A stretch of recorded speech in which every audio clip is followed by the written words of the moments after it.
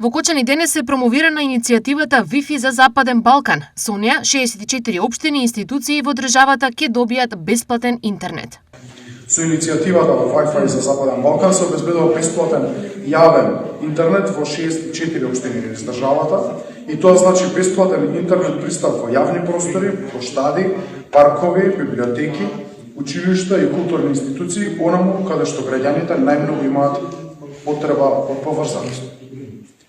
Министерството за дигиталната трансформација активно го координираше процесот за граѓаните да имаат можност за полесен пристап до дигитални услуги и информации, за поддршка на образованието и учењето, за помош на локалните бизниси и подобро искуство за посетителите на нашите градови и најважно за намалување на дигиталниот јаз и поголемата социјална вклученост.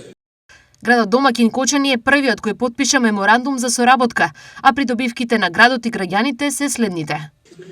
Оваа иницијатива е дел од проектот EU for Digital, кофинансиран од Европската Унија, од германската влада и имплементиран од ГИС.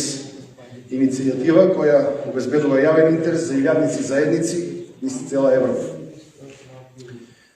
Особено задоволни сме што Кочани е прв од 64 општини во Република Македонија избрани на јавниот повик, каде што се подобрува пристапот до бесплатен интернет на јавни локации.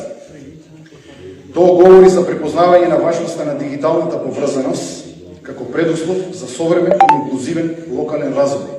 Грозданов и Андоновски. Иницијативата беше повод во Кочани присутни да бидат Бен Нупнау, шеф на делегацијата на Европската Унија, Јан Аксел Фос, заменик амбасадор на Сојузна Република Германија, Давид Оберхауер, директор на ГИС за Македонија и представници на Телеком Македонија.